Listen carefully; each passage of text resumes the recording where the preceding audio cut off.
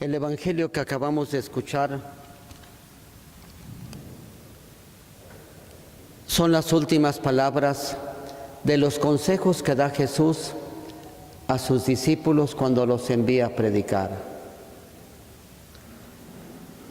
Y les dice varias cosas. En primer lugar les dice: el que ame a su padre o a su madre más que a mí, no es digno de mí. Y lo mismo, al que ame a su hijo o a su hija más que a mí, no es digno de mí. Parecería a primera vista que Jesús va contra la piedad familiar. Y más aún porque en aquella cultura la familia, el respeto a los padres, era algo sagrado. Parecería como que Jesús dice: bueno, ámenlos, pero no tanto. Primero ámenme a mí. ¿Cómo debemos de entender esto? De ninguna manera Jesús va contra la piedad familiar. Jesús más bien nos quiere decir que arriba de la familia todavía está Dios. El amor más grande en la tierra, por ejemplo, el amor que le tenemos a nuestros padres, no es absoluto. Todavía hay alguien más arriba que es Dios.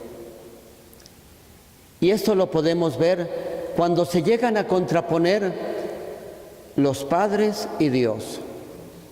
Les voy a poner un ejemplo. Hace muchos años vino conmigo una adolescente y me dijo que estaba embarazada y que su papá le ordenaba severamente que abortara por la reputación de la familia, por el nombre de ella, para que no la consideraran una mujercita fácil, muchas cosas. Que ya había contratado todo, el hospital, el doctor, y que ella tenía que abortar. Y ella me dijo: padre, yo no quiero abortar. Es un hijo y lo voy a recibir. ¿Cómo lo voy a asesinar? ¿Ven aquí? Por un lado, el papá. Por otro lado, Dios. Dios dice: hazme caso a mí. Ámame más a mí. Decide en favor mío. Afortunadamente, esta niña no abortó. El que me ama a mí más que a su padre, el que ama a su hijo más que a mí, hay que amar a Dios, pero no más que a Dios. Hay que amar al papá, a la mamá, pero no más que a Dios. Dios necesita un corazón y necesita que esté libre para podernos amar. Dios nos ama al extremo, entonces tenemos que corresponder de la misma manera a Dios. Otro ejemplo. Cuando yo estaba en el seminario, entró al seminario un muchacho que acababa de terminar la licenciatura en Derecho y nos platicó su historia. Nos dijo que su papá, que no había terminado la licenciatura en Derecho, se veía como frustrado y quería que el hijo realizara lo que él no pudo, y le obligó a estudiar leyes.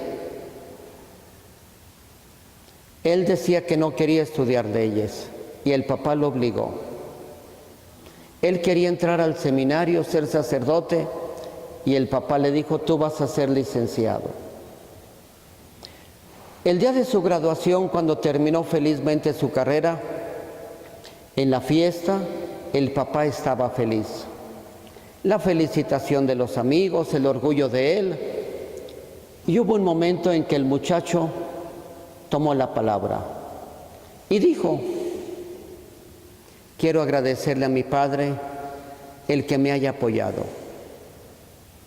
Gracias a él soy licenciado. Y le quiero regalar mi título, porque él es el que se lo merece.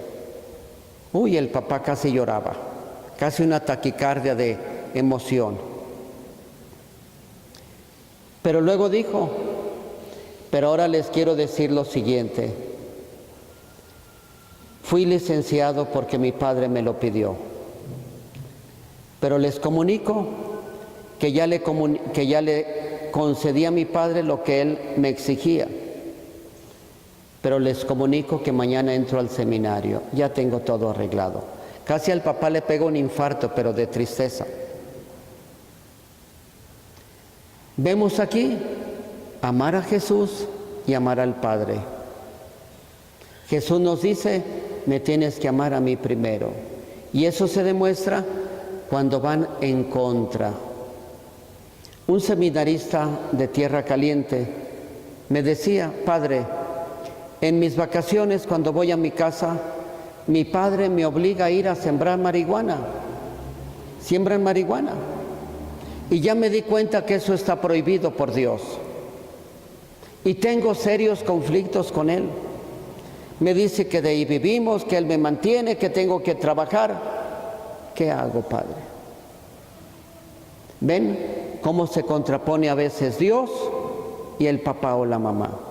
Y Jesús nos dice, primero tienes que obedecer a Dios. En segundo lugar, Jesús nos da otro consejo. Se los da a los discípulos, pero también a nosotros.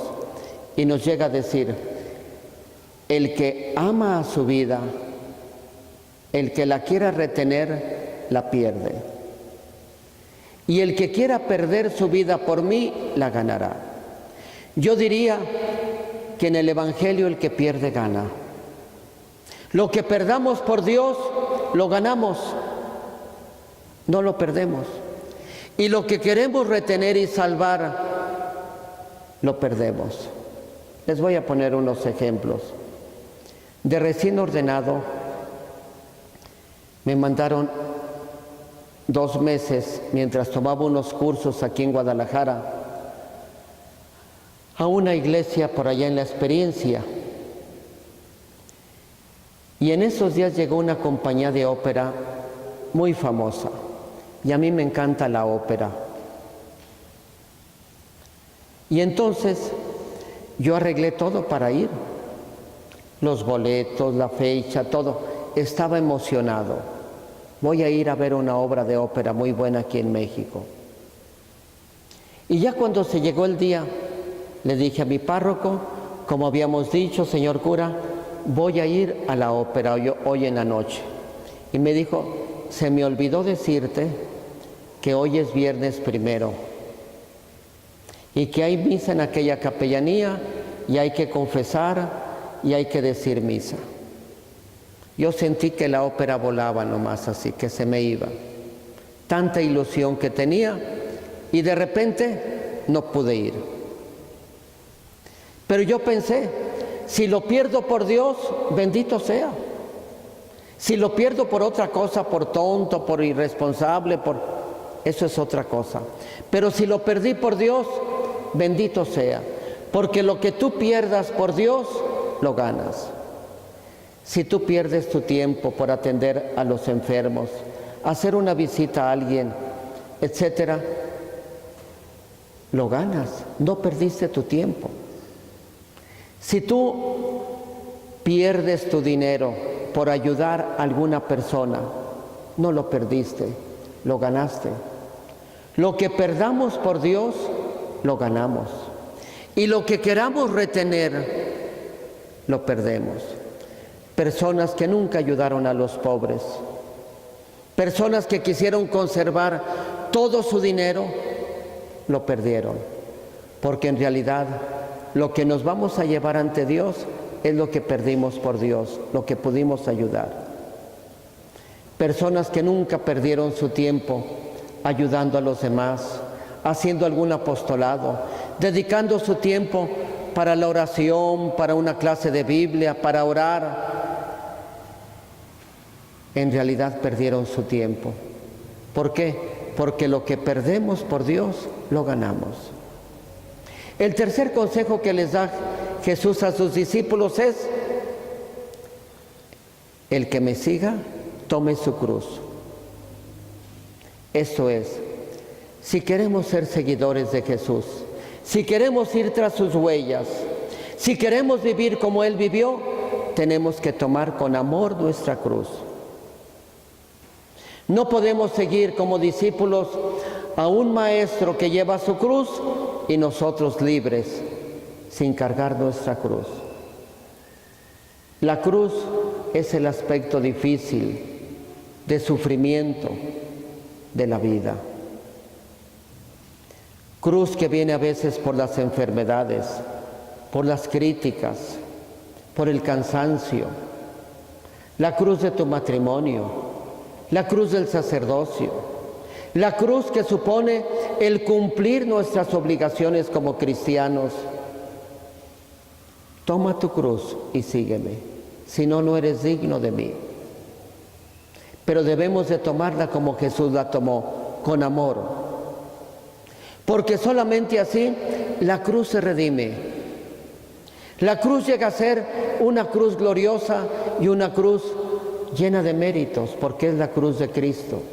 Estamos completando la pasión de Cristo. Tu cruz llega a ser la cruz del Señor. Y por último Jesús les dice a sus discípulos: el que los recibe a ustedes, a mí me recibe. Y si a ustedes les dan un vaso de agua por ser discípulos míos, tendrán una gran recompensa. Quiere decir que Jesús es generoso, los está mandando, pero van como representantes de Él. El que los recibe a ustedes, a mí me recibe.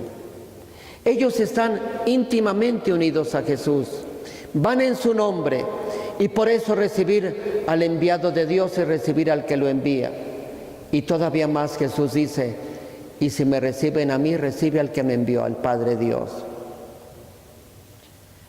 En aquella cultura, el ofrecer un vaso de agua era una cosa tan insignificante que ni siquiera era necesario dar las gracias. Pidieron un vaso de agua, algo tan sencillo. Jesús dice: si das aunque sea un vaso de agua, vas a tener una recompensa grande en el reino de Dios. Jesús nos invita entonces a vivir estos consejos, a amarlo más que la familia, a llevar nuestra cruz. Nos invita Jesús a querer perder la vida por amor a Él y perder cosas por Él para ganarlas, pero también nos enseña que hay una gran recompensa. Claro, nosotros tenemos que obrar no por amor a la recompensa, porque sería entonces amar las cosas más que a Dios. Tenemos que obrar por amor a Él. Como un niño, lo que quiere es el dulce, no quiere portarse bien. Me acuerdo que en aquel tiempo todavía no había internet. Y cuando un novio quería conseguir una novia que no podía por acá, había como unas revistas y donde mandaban su fotografía y donde decían: fulano de tal, de tantos años, desea conseguir una novia. Y rápido le respondían 2 o 3. Una señorita de tantos años quiere también corresponder. Y ya se telefoneaban y ya comenzaba el noviazgo. Una vez un muchacho mandó una foto muy bonita de pueblo con su tejana muy así y dijo: fulano de tal, de 23 años, con un tractor nuevo, desea contraer matrimonio. Le puso un ganchito, ¿verdad?, para que la novia cayera. Y le respondió la novia, la muchacha: señorita fulana de tal, de 18 años. Yo pienso que se quitaba los años, ¿verdad? Pues ya desde entonces. Interesadísima, pero con una condición: mande primero fotografías del tractor. Quiere decir que, ¿qué estaba buscando esta muchacha? ¿El amor? No, el tractor. También así nosotros, cuando buscamos a Dios, no busquemos la recompensa. Como dice aquella oración tan bonita, aquella poesía: aunque no hubiera cielo yo te amara, aunque no hubiera infierno te temiera. y no me tienes que dar porque te quiera. Qué hermoso. Jesús promete una recompensa, pero no debemos de obrar solamente por interés a la recompensa o por miedo al castigo. Estos 4 consejos se los da a los discípulos para enviarlos a predicar. Y con esto concluye este discurso misionario, pudiéramos decir, cuando Jesús los prepara para que vayan a predicar. Pero son consejos para todos nosotros. Pidamos al Señor en esta Eucaristía que nos ayude a vivirlos. Que Él sea el primer amor de nuestra vida. Que no nos pese perder cualquier cosa por Dios, porque la vamos a ganar. Pidamos a Dios la gracia de amar nuestra cruz, porque solamente con nuestra cruz nos vamos a salvar. Y pidamos la gracia de obrar, sí, que nos motive la recompensa, pero conoce el factor principal para poderlo seguir. Así sea.